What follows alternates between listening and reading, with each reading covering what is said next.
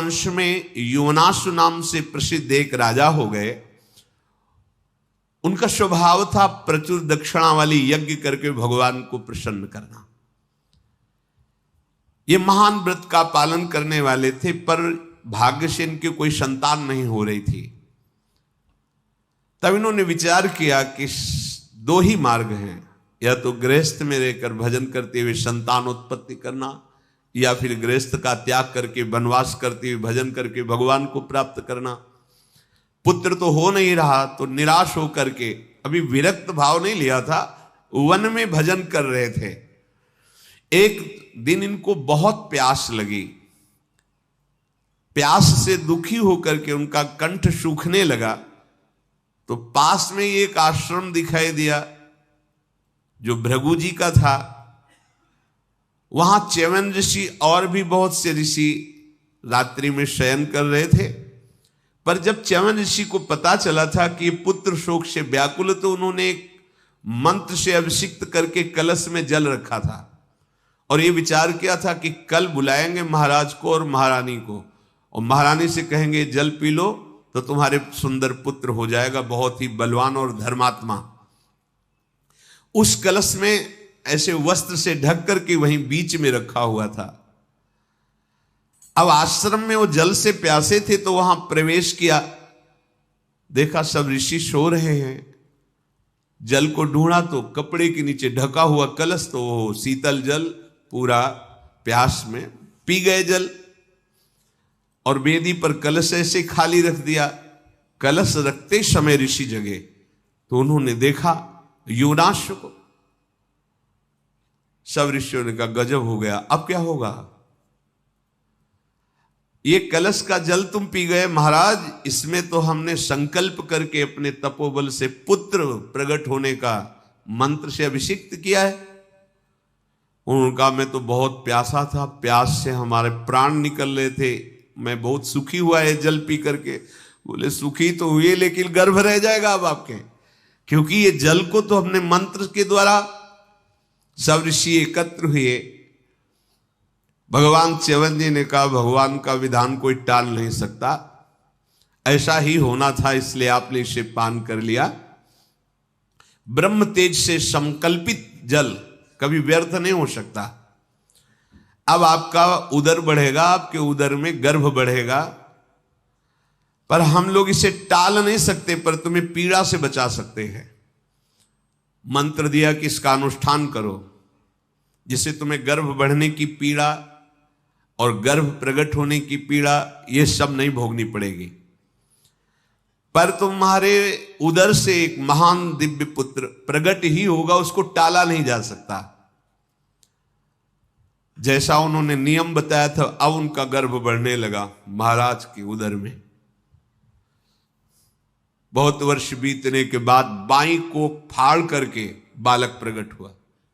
By कोख फटी, पर वो मंत्र पहले से चल रहा था, इसलिए फटते ही फिर बाई कोख ठीक हो गई और वो मरे नहीं, जीवित रहे। पहले ही मंत्रों में बड़ी सामर्थ्य है। अब ना वैसी पवित्रता रह गई है, ना वैसी भावनाएं रह गई हैं कि हम मंत्र में लगे।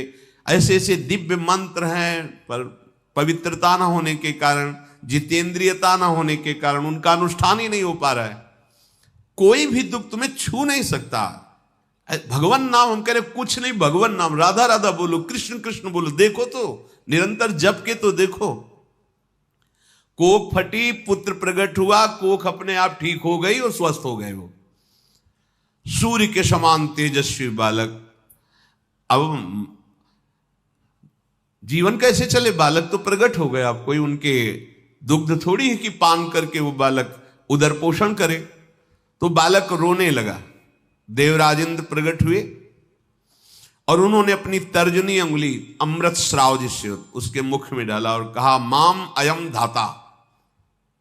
इसीलिए उनका नाम मान धाता पड़ा, मैं इसका पोषण करूंगा। तर्जनी अंगुली से अमृत रस के द्वारा उस बालक का पोषण, वही महाराज मानधाता हुए, जो बहुत ही याज्ञिक और भगवान के भक्त। और शौभरी जी ने जिनकी 50 पुत्रियों से ब्याह किया। इसके बाद वितस्ता नदी जिसे झेलम नदी कहते हैं, वहां लोमस जी ने दर्शन कराया युधिष्ठिर जी को। बहुत शीतल निर्मल जल, वहां महर्षि गणों के साथ उन्होंने तर्पण और जप आदि किया। फिर जला उपजला नाम की 2 नदियों का दर्शन कराया। इसके बाद कहा कि ये वो क्षेत्र है जहां महान राजा उशीनर सदैव शरणागतों की रक्षा और यज्ञ परायण होकर के भगवान का भजन करते थे। उशीनर को जो पदवी मिली है वो अद्भुत मिली है, महाराज शिवी। तो युधिष्ठिर जी ने पूछा ऐसा कौन सा धर्म कार्य किया जिससे उनको ऐसी अद्भुत पदवी मिली? तो बोले एक दिन की बात है कि महाराज शिवी अपने राज सिंहासन पर बैठे हुए थे, तो इंद्र ने बाज पक्षी का रूप धारण किया और अग्नि देवता ने कबूतर का रूप धारण किया। बाज कबूतर को झपट रहा है, कबूतर जाकर के महाराज शिवी की गोद में बैठ गया। ऐसे गोद में दुलार करने लगे शिवी जी। सामने देखा बाज ने कहा सावधान राजन, आपको तो बहुत धर्मात्मा कहा जाता है, फिर आप ये धर्म विरुद्ध आचरण कैसे कर रहे हैं? मेरे आहार कबूतर को आप अपनी गोद में बैठाल के दुलार क्यों कर रहे हैं? मैं भूख से पीड़ित हूं और ब्रह्मा ने बाज को कबूतर का आहार करना निर्धारित किया है, इसलिए मेरा धर्म है इसको मार के खाना। मैं अपने धर्म से हूं, आप अपने धर्म का परित्याग मत कीजिए। महाराज शिवी बोले पक्षीराज, ये कबूतर तुमसे डरकर घबराकर मेरी शरण में आया है, ये अपने प्राण बचाने के लिए मेरा आश्रय लिया है। मैं अगर इस कबूतर को तुम्हें सौंप दूं तो मेरा धर्म चला जाएगा, धर्म रहित जीवन व्यर्थ है। देखो ये कथाएं, हर कथा से हमें उपदेश मिलते हैं। अगर कोई हमारी शरण में आ गया है तो हमारे प्राण भले चले जाएं। शरणागत को जे तजई निज अनहित अनुमान, ते नर पावर पाप में तिन्हीं बिलोकत आन। यहां न शास्त्र स्वाध्याय है, न सत्संग है, न समझ है, और बता देंगे कि हाँ भैया हमें सुरक्षित रखो, ले जाओ, तो हमें कोई मतलब नहीं, ये तो जबरदस्ती घुसाया है। अगर कोई शरण में भी आ जाए तो हम ऐसा अपने बचाओ, ऐसा धर्म नहीं कहता। अब ये पक्षी है, पक्षी के लिए क्या? बाज ने कहा महाराज मुझे बहुत भूख लग रही। शिवी जी ने कहा देखो देखो ये कितना भयभीत है कबूतर, भय से कांप रहा है, प्राणों की रक्षा के लिए मेरी शरण ली है, और ऐसी दशा में मैं यदि कबूतर को तुम्हें दे दूं तो मैं सबसे बड़े पाप का अधिकारी बनूंगा, निंदा की बात होगी। नहीं नहीं, एक ब्रह्म ऋषि की हत्या करने का जो दंड मिलता है शरणागत के त्यागने को, उसको वही दंड मिलता है। मैं ऐसा अपराध नहीं कर सकता। आहारात सर्वभूतानि संभवन्ति महीपते, आहारेण विवर्धन्ते तेन जीवन्ति जंतवः।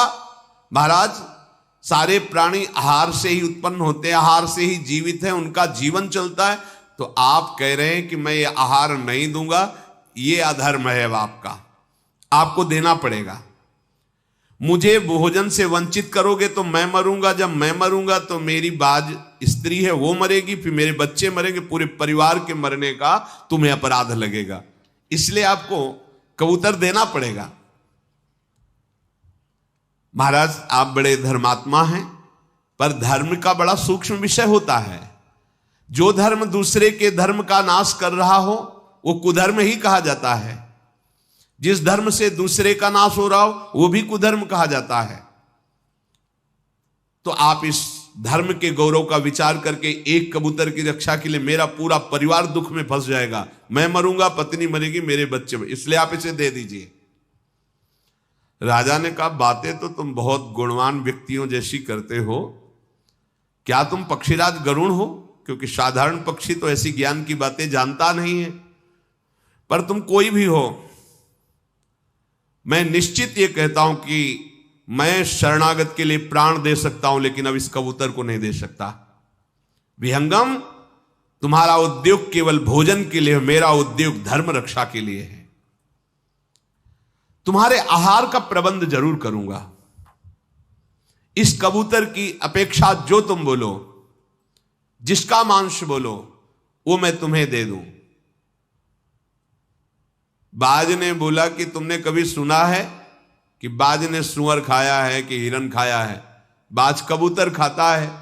मुझे कबूतर का ही मांस चाहिए और किसी का मांस नहीं।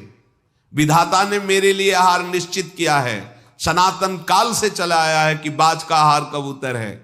तुम धर्म के सारभूत तत्व को जानने वाले हो, इसलिए आप ठीक निर्णय कीजिए। राजा ने कहा, मैं सिवी देश का राज्य तुम्हें सौंप सकता हूं, जो तुम कहो सब दे सकता हूं, कबूतर को नहीं। शरण लेने वाले इस कबूतर की रक्षा में निश्चित करूंगा।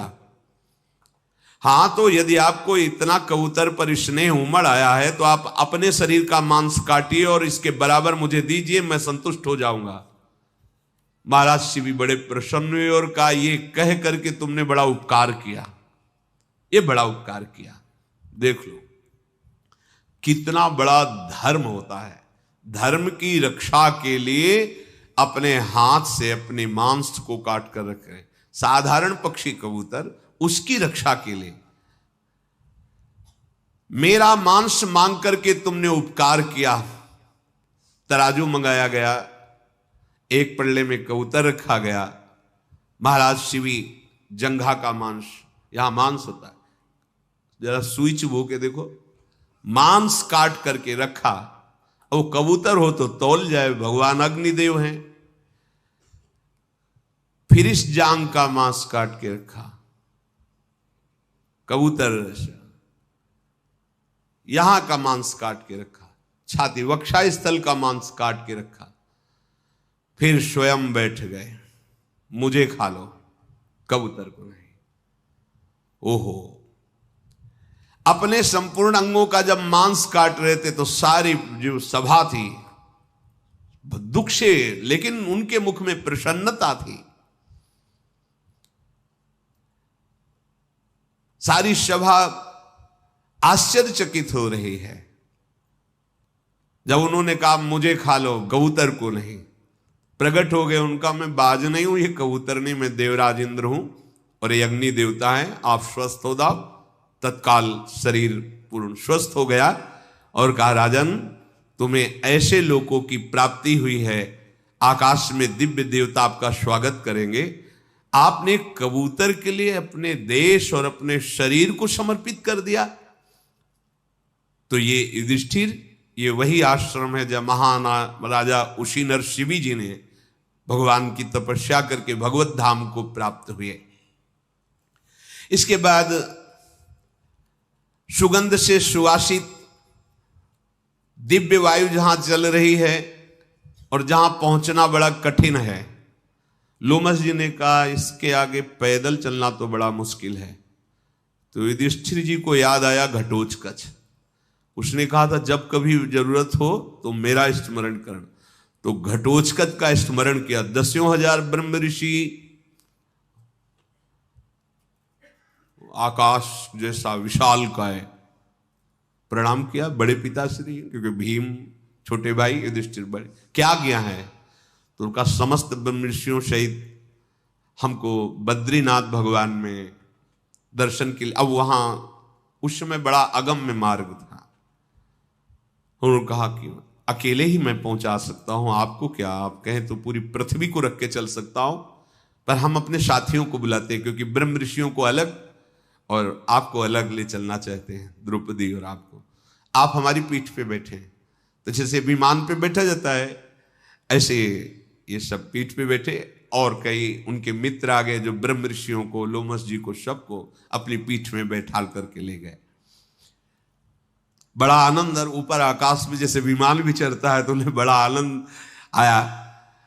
बद्री विशाल वन में उतरे जाकर, जहां परम पावन त्रिभुवन को पावन करने वाली भागीरथी गंगा जी प्रवाहित होती हैं। बहुत ही सुंदर कमल खिले हुए हैं, दिव्य दिव्य वृक्ष हैं, बड़ा आनंद हृदय को प्राप्त हो रहा है। बड़े बड़े ऋषि जन तपस्या मग्न हैं। वहां गंगा में स्नान करके पितरों को तर्पण किया और बटलोई साथ में थी, जो चाहो 56 प्रकार के भोग सब ब्रह्म ऋषियों को पाया। वीर पांडव अंदर ही अंदर इस सुख में भी बड़े व्याकुल थे कि अर्जुन कब आएंगे, कब हमारे साथ अर्जुन होंगे। इस सब आनंद में बैठे हुए थे कि आश्चर्य में घटना घटी कि वायु के प्रवाह से 1000 दल वाला कमल आकर के द्रौपदी के सामने गिरा। बड़ा ही सुगंधित, बड़ा ही दिव्य सहस्त्र दल वाला कमल। द्रौपदी जी ने कमल को उठाया, देखा, बोले आज तक हमने ऐसा कमल नहीं देखा। 1000 दल, बहुत ही सुगंधित। ये वायु हमारे पास पहुंचाई है तो कहीं ना कहीं तो होगा। तो भीमसेन की तरफ देखा, आप दूसरा कमल ला सकते हैं ऐसा? भीमसेन ने कहा, अगर रचना रची है विधाता ने इस कमल की, कहीं और है तो कहीं भी हो मैं जरूर लाऊंगा। उनका मेरे मन को बहुत आनंद होगा यदि आप ऐसा कमल लाएंगे, और मैं इस कमल को धारण करना चाहती हूं। ऐसा एक कमल और, एक क्या, अगर इसका वन होगा तो मैं वन उजाड़ करके ले आऊंगा। यहां आप आराम से रुकिए, मेरा इंतजार कीजिए।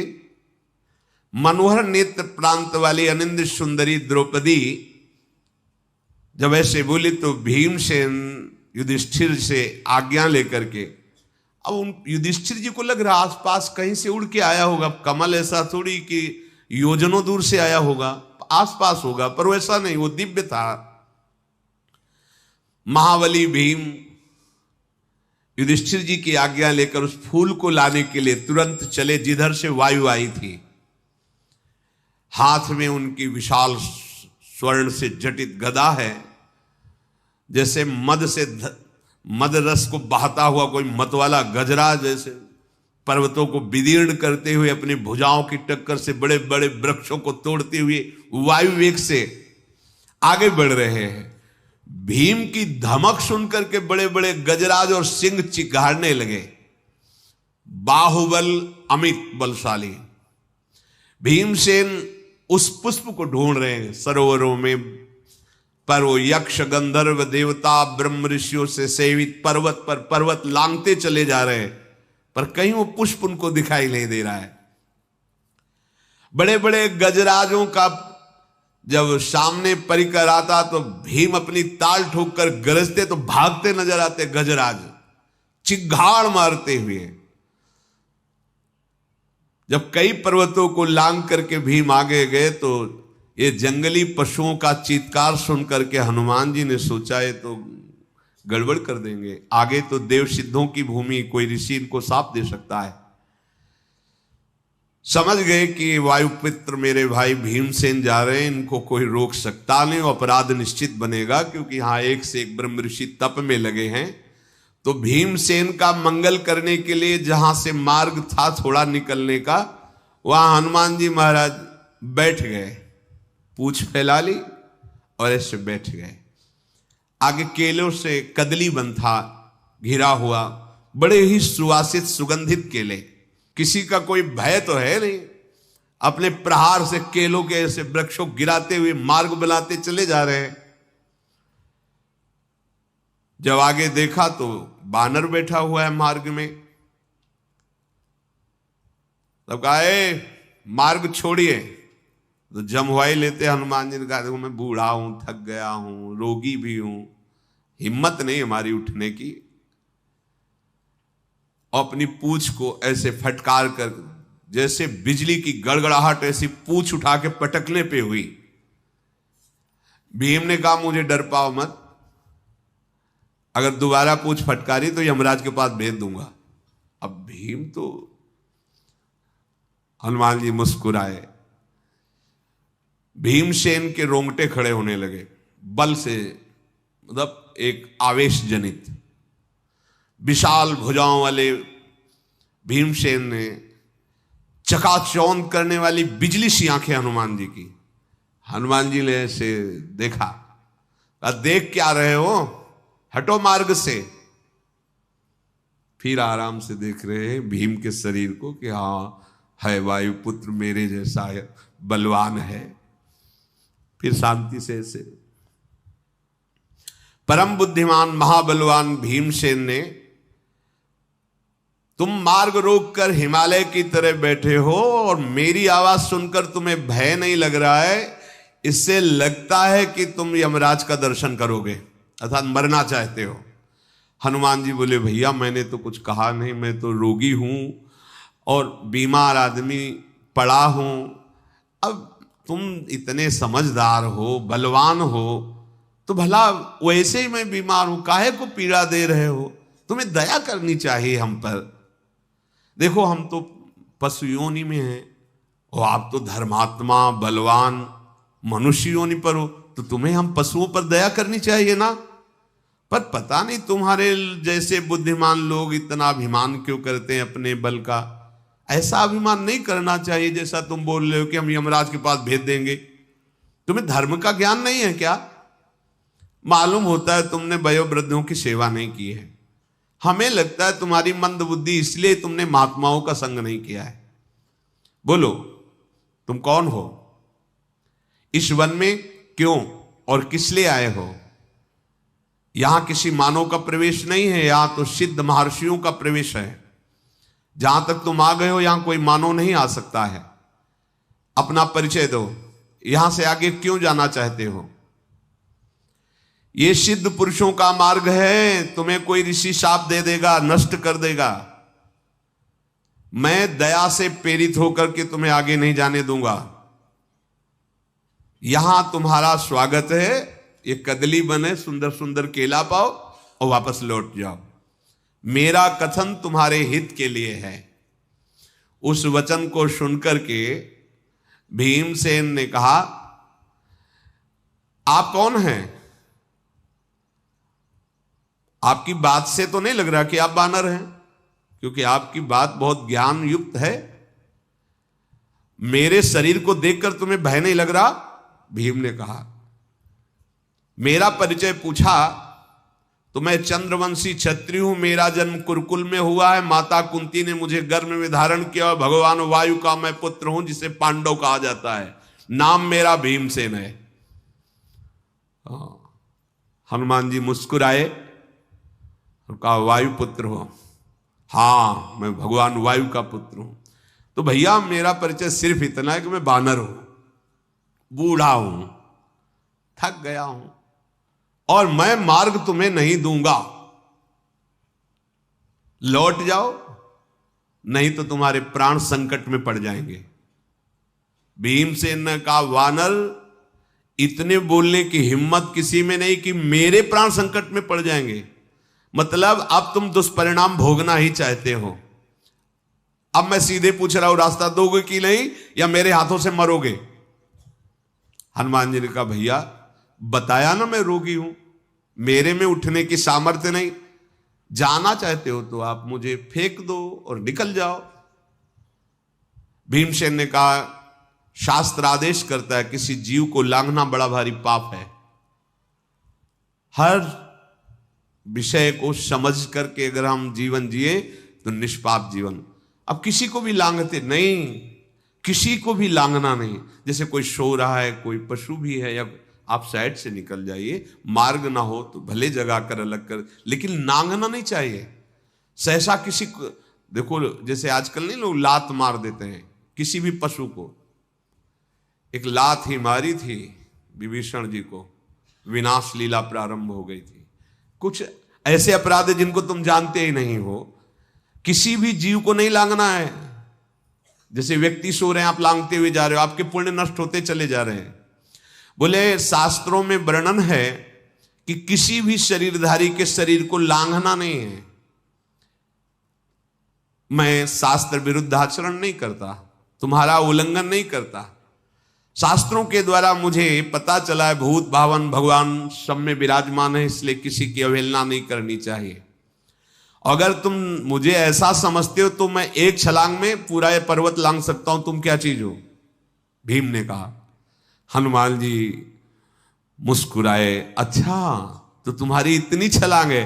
बोले मेरी तो इतनी छलांग, लेकिन मेरे भाई की इतनी छलांग है, पूरे समुद्र को लांग गए थे। अच्छा तुम्हारे भाई का क्या नाम? बोले हनुमान जी। हनुमान जी मुस्कुराए, अच्छा तुम्हारे समुद्र लांग गए थे? हाँ। हनुमान जी बोले तो मैं तुमसे एक बात जानना चाहता हूं कि तुम्हारे भाई समुद्र को लांग गए थे, इस विषय में तुम कुछ और प्रकाश डाल सकते हो? भीमसेन ने कहा प्रकाश क्या, त्रिभुवन में मेरे भाई का यश है। वानर प्रवर, महाबुद्धिमान, महाबली, राम भक्त हनुमान, ये मेरे बड़े भाई हैं। सद्गुण सदैव उनका वर्ण किए रहते हैं। महान प्रशंसनीय, बुद्धि, बल, धैर्य, उत्साह, और शास्त्रों में उनकी सदैव जय गाई है। और भगवान के पावन चरित्र में प्रधान स्थान उनका है। वानर श्रेष्ठ हनुमान भगवान श्री रामचंद्र जी की प्रिया श्री सीता जी की खोज की 100 योजन विस्तार वाले समुद्र को एक छलांग में लांग गए। मेरे पराक्रमी वानरवीर भाई श्री हनुमान जी महाराज हैं। उन्हीं के समान मैं तेजस्वी, बलवान और पराक्रमी हूं। मैं एक क्षण में तुम्हें परास्त कर सकता हूं, भीम ने कहा। और उठो, अब मेरा परिचय जान चुके हो, मेरे भाई का भी परिचय जान चुके हो, अब रास्ता दे दो हमें। भीमसेन के इस प्रकार कहने पर हनुमान जी ने कहा उपहास करते हुए, अनघ तो तुम इतने बड़े हनुमान जी के भाई हो और तुम भी बलवान हो, तब तो मेरे ऊपर कृपा ही करनी चाहिए। बूढ़ा कपी जान करके आप अपना मार्ग चयन करो। अगर इसी से जाना चाहते हो तो उठा दो, पूछ पकड़ के उठा के हटा के निकल जाओ। हनुमान जी के ऐसा कहने पर भीम ने कहा अब समझ में आ गया कि तुम्हें मरना ही है। भीम ने बहुत बलपूर्वक संकल्प करके पूंछ को पकड़ा बाएं हाथ से, हिली नहीं, तो दाहिना हाथ भी लगाया, फिर भाव टेढ़ी करके पूरा बल लगाया, पूंछ ही नहीं हिली। फिर खड़े हो गए, देखा ऐसा क्या, पर्वत को टक्कर मारे तो चूर हो जाए तो पूंछ नहीं उठा पा रहे। मुखमंडल में निराशा छा गई, सारे अंग पसीने से भीज गए। हनुमान जी मुस्कुरा, उठाओ उठाओ, मैं बूढ़ा हूं तो उठाओ। भीम ने फिर पूंछ उठाने की पूरी शक्ति लगाकर फिर लज्जा से सर झुका करके कहा, मैं अब समझ गया, मैं आपके चरणों में प्रणाम करता हूं। हे कपिप्रवर, मैंने जो अनजाने में आपसे कठोर बातें की, मुझे क्षमा कीजिए। या तो आप भगवान हैं और या कोई सिद्ध महापुरुष ये रूप धारण किए हुए बैठे हैं, बानर तो है नहीं। आप अपना परिचय दीजिए। महाबाहु, यदि आप योग्य समझते हो तो मुझे आप अपना परिचय दीजिए। मैं आपकी शरण में हूं, मैं बिल्कुल अपना अपराध स्वीकार करता हूं। आपसे असभ्य बर्ताव किया तो शिष्य जानकर क्षमा कीजिए और आप मुझे अपना परिचय बताने की कृपा करें। भीम के ऐसा कहने पर मुस्कुराए और कहा, परिचय जानना चाहते हो? केसरी के क्षेत्र में जगत के प्राण स्वरूप भगवान वायु देवता से प्रकट हुआ मैं हनुमान हूं। वानर यूथपति, पराक्रमियों का पराक्रमी, सूर्य नंदन सुग्रीव की रक्षा करने वाला मैं ही हनुमान हूं। भीम, जिसकी मैंने मित्रता स्वीकार की उसे कभी छोड़ा नहीं और उसकी विजय श्री करवा के छोड़ा है। अग्नि को साक्षी करके भगवान राम से मित्रता सुग्रीव की कराई और विरोध करने पर बाली का वध करवाया। महाबली प्राणाराध्य दशरथ नंदन भगवान श्री राम, भगवान श्री हरि ही हैं। वो जब मनुष्य रूप धारण करके इस भूतल पर आए और अपनी पिता की आज्ञा पालन करने के लिए अपनी प्रियाजू के साथ, छोटे भाई लक्ष्मण के साथ दंडकारण्य में आए, तो उन धनुर्धरों में श्रेष्ठ रघुनाथ जी की सेवा करने का मुझे अवसर मिला। दंडकारण्य में आकर जन स्थान में एक दिन दुरात्मा राक्षस रावण माया से सुवर्ण रत्न में विचित्र मृग का रूप धारण कराने वाले मारीच का वहां भेजना, प्रभु का उसका वध करना, सीता जी का अपहरण छल पूर्वक होना, सीता जी के अपहरण होने पर उनकी खोज में प्रभु को आगे बढ़ना, महात्मा सुग्रीव के साथ मित्रता करके किष्किंधा का राज्य प्रदान करना, पूरे रामचरित्र का संकेत में हनुमान जी ने वर्णन किया। भगवान श्री राम इसके बाद जब वनवास करके 11,000 वर्ष तक पृथ्वी में अयोध्यापुरी में राज्य शासन किया, फिर वो अपने परम धाम को गए।